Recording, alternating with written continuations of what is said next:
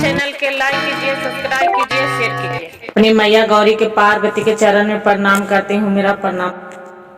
अपना भोलेनाथ के चरण में प्रणाम करती हूँ, मेरा प्रणाम स्वीकार हो। अपनी माता पिता के चरण में प्रणाम करती हूँ, गणपति के चरण में प्रणाम करती हूँ, मेरा प्रणाम स्वीकार हो प्रभु, मेरा प्रणाम स्वीकार हो।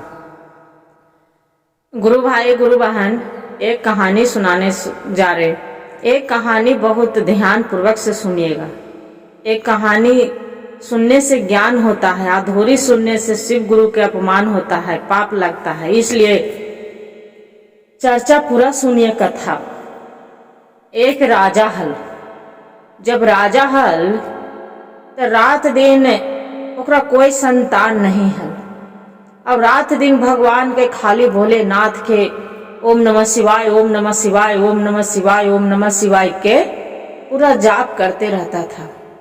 बहुत बड़ा राजा था, तब उसका बाग बगीचा हरा भरा, फुलवाड़ी सब पूरा हरल भरल बगीचे में जाके अपना घर में सब छत पर से खेलते अथी करते घूमते थे। कहूँ भी शिकार भी करने जाते थे, जाता था तो सब घड़ी ओम नमः शिवाय, ओम नमः शिवाय के जाप वैसे करते रहता था।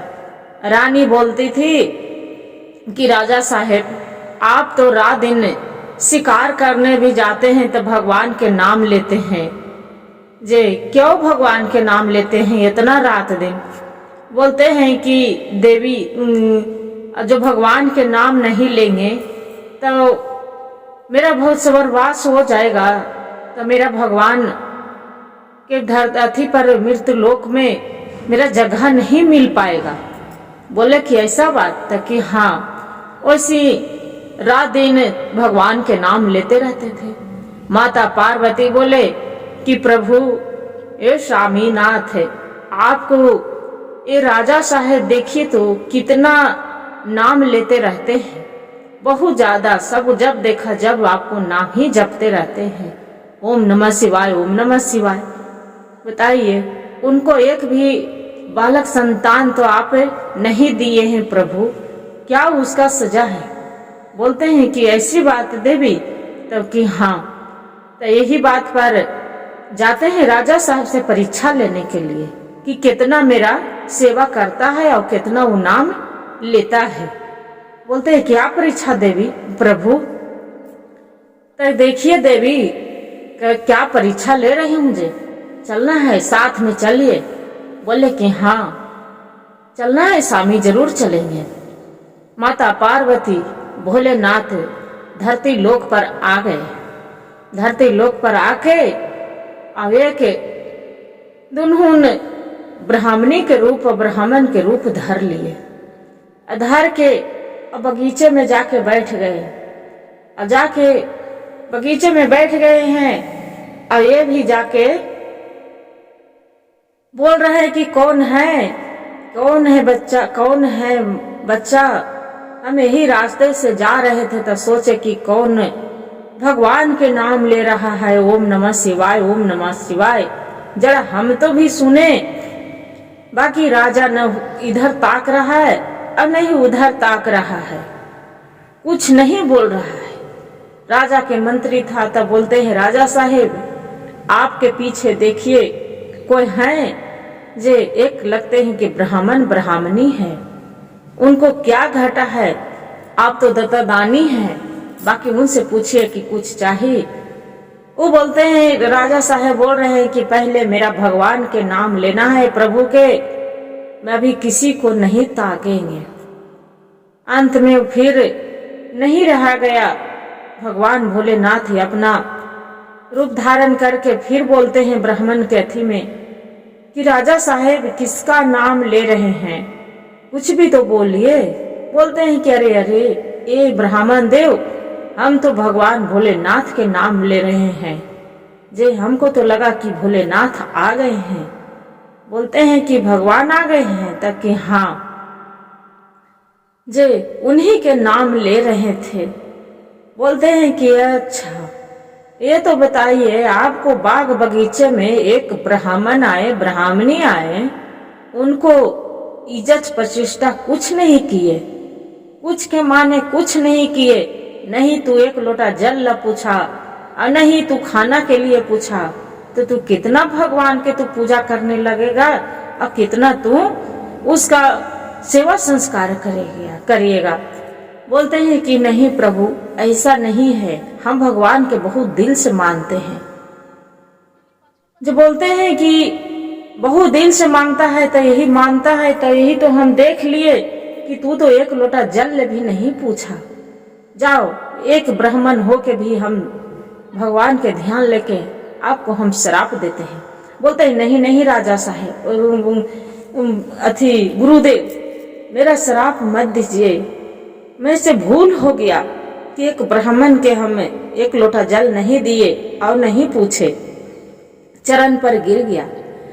बोलते हैं कि ठीक है, तुम्हें जो इतने ही तू बाग बगीचे, इतने फुलवाड़ी में तू अपनी इतनी घमंडी है, राजा है कि पूरा एकदम चौपटी खाली शिकार करने भी जाते हो तो बोलते हैं एकदम बगीचे बगीचे और बाग फुलवाड़िए के साथ में एकदम हंकार है तुम्हारे पास में खाली कि भगवान खाली ओम नमः शिवाय के जपने से खाली आपको अथी हो गया, पूजा हो गया, नाम जपने से जे आपको जितना है घोड़ा घोड़सार बाग बगीचा सब सूख जाएगा।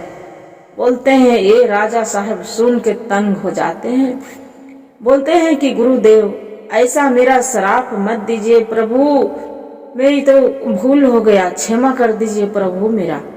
जे ये मैं बगीचा के जो फूल सूख जाएगा तो हम एक लोटा जल और फूल कहाँ से चढ़ाएंगे, ये तो बताइए प्रभु, मैं कहाँ से चढ़ाऊंगी, किसके दरवाजा जाऊंगी, किसके बगीचे जाऊंगी।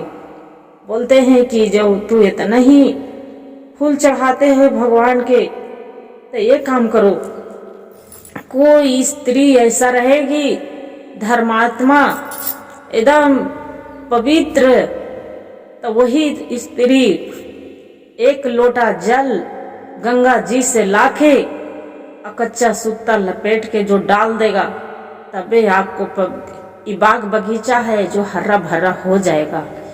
बोलते हैं कि ऐसा, तक कि हाँ। बोलते हैं कि मेरी पत्नी तो धर्मात्मा है, एकदम पवित्र है।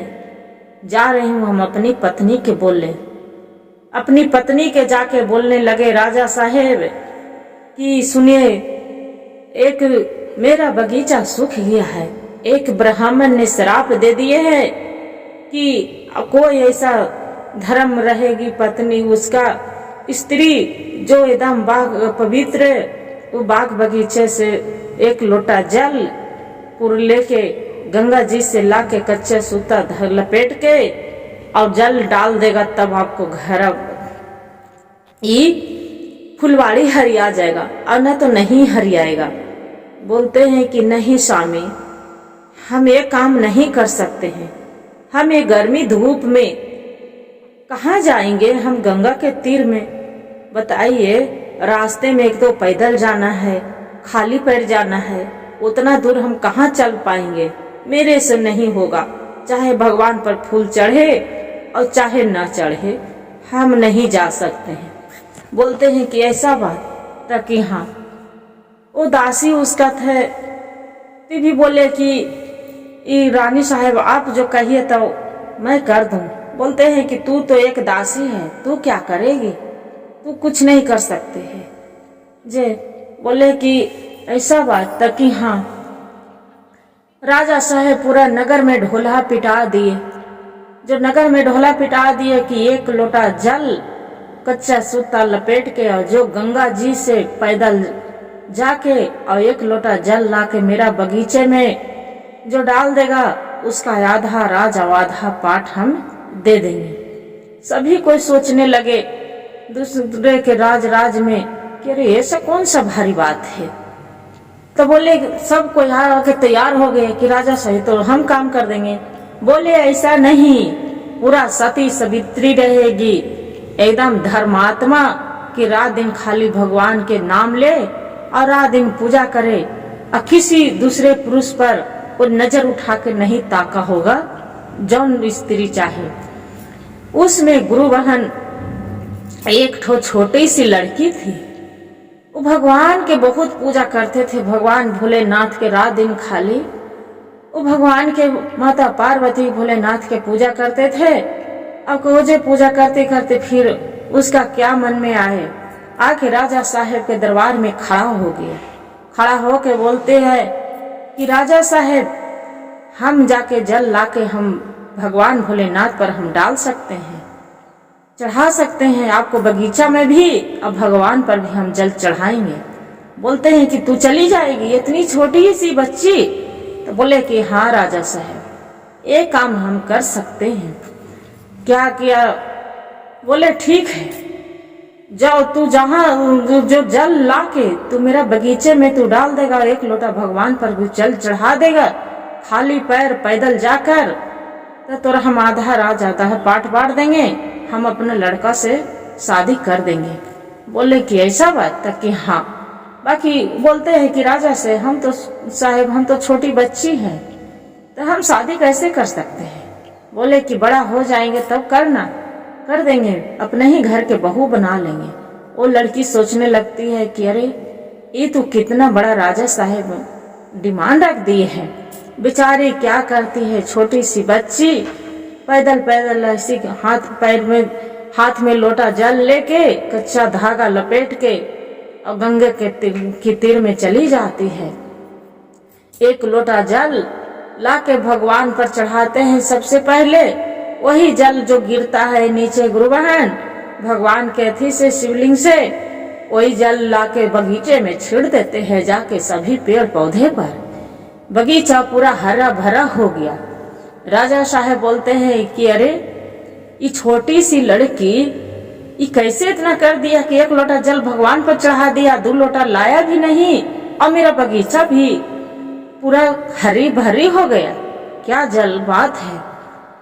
लड़की बोलती है, राजा साहब पूछे कि ये तो बताइए कि तू कौन ऐसा, इसमें क्या जादू मंत्र मार दिए कि पूरा मेरा बगीचा हरिया गया, एक लोटा तू जल लेवे किया? बोलते हैं नहीं राजा साहब, नहीं, हम तो जादू मंत्र माने नहीं तो कुछ किए, मैं तो एक लोटा जल लेके आई हूँ, अब भगवान पर मात्र ढाल देती हूँ। वही जल जो गिरा है शिवलिंग से, वही जल आपको बाग बगीचे पर छेड़ दिए है। उसी जल से आपका पूरा हरा भरा फुलवाड़ी अथी हो गया, फूल लग गया है, बगीचा हरिया गया है। बोलते हैं कि वाह, ये तो बहुत अच्छा के बात है। राजा साहब आधा राज आधा पाठ उसका दे दिए और खुशी खुशी से लड़की के 12 साल तक की इंतजार करके लड़की सियान हो गई, अपने लड़के से वो शादी कर दिए और घर के अपना बहू बना लिए। एक गरीब घर के लड़की इतना ही राजा के राजपाट में वो बहू बन के चली गई। भगवान देखिए गुरु बहन, वो भगवान के लिखल था, भोलेनाथ की कृपा था कि ये गरीब घर की लड़की थी, उसका माँ बाप एकदम बहुत गरीब थी। बेचारी के माँ बाप मजूरी करके पालन पोषण उसका कर रही थी। बाकी उसका किस्मत ले गए कि एक राजा घर के बहू बन गई। हर हर महादेव। गुरु भाई गुरु बहन, ये कहानी से ही सीख मिलते हमें कि आदमी के जो किस्मत में जो किसका लिखा रहता है उसका कोई नहीं मिटता है, चाहे लाख कोशिश कोई कर ले। एक कहानी जो अच्छा लगता है गुरु बहन तो वीडियो को लाइक और सब्सक्राइब और शेयर जरूर करिएगा। हर हर महादेव कमेंट में जरूर लिखिए।